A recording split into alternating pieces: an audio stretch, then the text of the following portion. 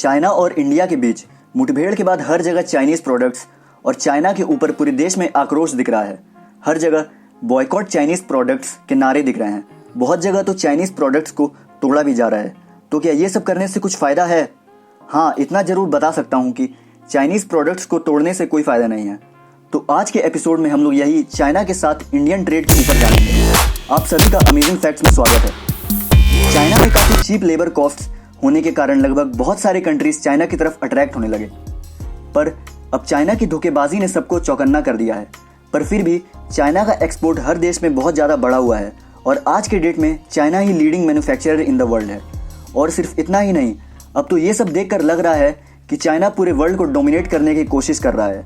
इसलिए उसने दुनिया के बहुत सारी जगह में अपना इकोनॉमिक हब बनाना शुरू कर दिया है। यहाँ तक कि इंडिया भी चाइना के ऊपर ही बहुत ज़्यादा निर्भर है। हालांकि ये अच्छी बात है कि इंडिया बहुत सारे देश की तरह डेब्ट में तो नहीं डूबा हुआ है, पर फिर भी लगभग अधिकतर फ़ोन्स, ऐप्स इत्यादि भी चाइना के ही हैं। और इसके भी काफ़ी ज़्यादा चांस है कि आप जिस फ़ोन से वीडियो देख रहे हैं वो भी चाइनीज़ ही है। बल्कि इंडिया के टोटल इंपोर्ट्स में चाइना ही 18% इंपोर्ट करता है, जो कि लगभग $70 बिलियन है। बल्कि इंडिया का फार्मा डिपार्टमेंट के प्रोडक्ट्स लगभग 60% चाइनीज़ ही हैं। और इंडिया के टोटल एक्सपोर्ट में चाइना में 9% ऑफ टोटल एक्सपोर्ट जाता है, मतलब कि $16 बिलियन, जो कि चाइना को all over the world third largest export destination बनाती है। तो इससे ये तो पता चल गया कि इंडिया बहुत ही ज़्यादा निर्भर है चाइना पर यह भी जानना जरूरी है कि चाइना कितना डिपेंडेंट है इंडिया पर। तो जहाँ तक कि चाइना की बात है तो वो अपने ओवरऑल एक्सपोर्ट का सिर्फ 2 to 3% ही इंडिया को एक्सपोर्ट करती है। और इतना बॉयकॉट करने से ऐसा तो नहीं है कि चाइना इंडिया के सामने झुक जाएगी। तो अगर हमारे चाइनीज़ प्रोडक्ट्स और चाइनीज़ ऐप्स के बॉयकॉट करने पर अगर चाइना ने भी इंडिया को बॉयकॉट करना शुरू कर दिया तो इंडिया को ही लेने के देने पड़ सकते हैं। और हमने तो चाइनीज़ ऐप्स को डिलीट करना स्टार्ट भी कर दिया है। चाइनीज़ ऐप्स को डिलीट करना तो ठीक है, पर आपको ये भी बता दें कि अगर कोई ऐप चाइनीज़ नहीं है तो इसके बहुत ज़्यादा चांसेस हैं कि वो चाइनीज़ इन्वेस्टमेंट्स पर ज़रूर चलते होंगे।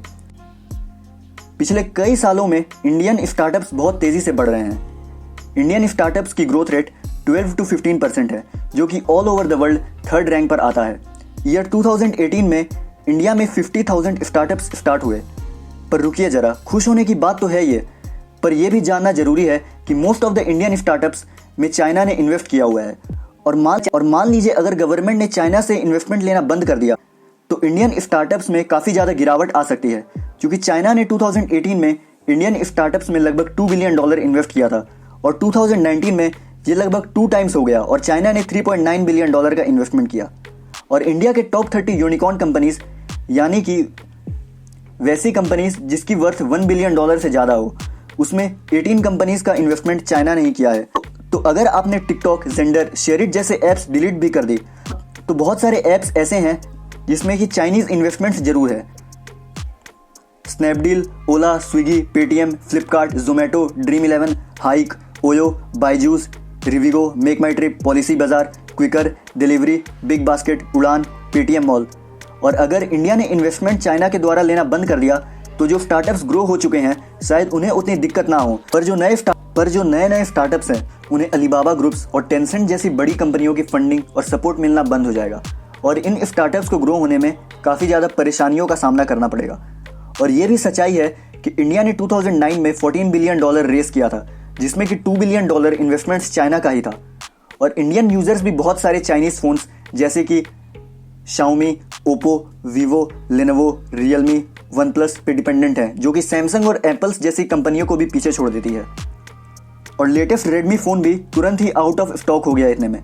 चाइनीज़ प्रोडक्ट्स और ऐप को बॉयकॉट करना उतना भी आसान नहीं है जितना सुनने में लगता है।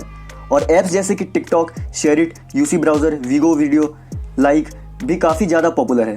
जितने भी ऐप्स डाउनलोड किए जाते हैं एंड्रॉयड या iOS में, उसमें 50% या तो चाइना के हैं या तो उसमें चाइनीज़ इन्वेस्टमेंट्स जरूर हैं। जैसे कि गाना.com, MX प्लेयर में भी चाइना ने बहुत बड़ा इन्वेस्टमेंट किया है।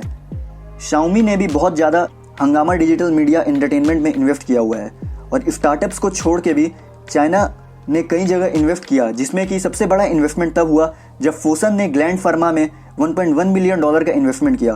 तो इससे ये तो ज़रूर पता चलता है कि इंडिया में चाइना सिर्फ स्टार्टअप्स में ही नहीं बल्कि फार्मा, ई-कॉमर्स, ऑटोमोबाइल्स जैसे बिजनेस में भी इन्वेस्ट करती है। गेटवे हाउस ने लगभग 75 ऐसे कंपनीज को बताया जो कि चाइना से फाइनेंशियली सपोर्ट लेती है। बायदू, अलीबाबा और टेंसन जैसे चाइनीज कंपनी भी artificial intelligence, internet of things में भी इन्वेस्ट करना स्टार्ट कर दिए हैं।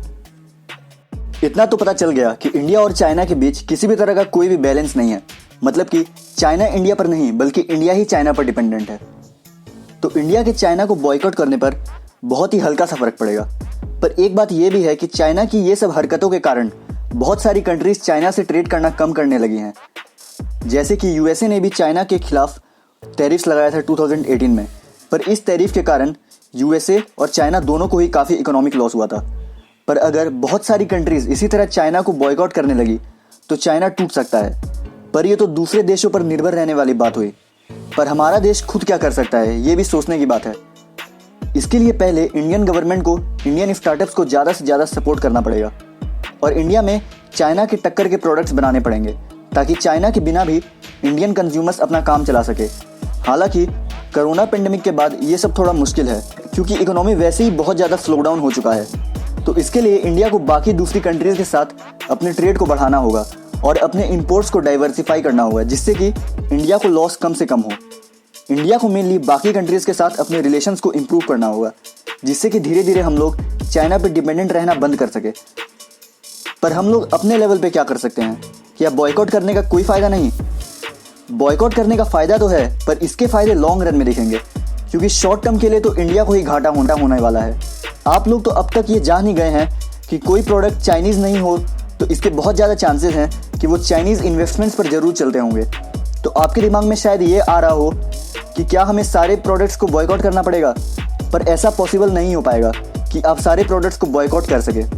पर जो प्रोडक्ट्स प्योरली चाइना के हैं आप उसे बॉयकॉट करना स्टार्ट कर सकते हैं, जिससे कि चाइना को ज़्यादा से ज़्यादा प्रॉफिट होना बंद हो जाए और धीरे धीरे चाइना का डोमिनेशन खत्म हो जाए और आप अपने कंट्री के इंफ्रास्ट्रक्चर को सपोर्ट कर सकते हैं। और इसी तरह अगर बहुत सारे कंट्रीज भी स्टेप्स लेने लगे तो चाइना गिर सकता है। हालांकि अभी ये मानना ही पड़ेगा कि इंडिया भी चाइना से इंडिपेंडेंट होने के लिए तैयार नहीं है करना। तो दोस्तों आज के लिए इतना ही। आपको क्या कोई और तरीका पता है जिससे कि चाइना के डोमिनेंस को इंडिया में कम कर सकते हैं? अगर आप जानते हैं तो कमेंट करके बताएं। आप चैनल पर नए हैं तो सब्सक्राइब करना ना भूलें। अगर वीडियो पसंद आए तो लाइक करें। तो अब लोग मिलते हैं अगले वीडियो में, तब तक के लिए बाय बाय, टेक केयर।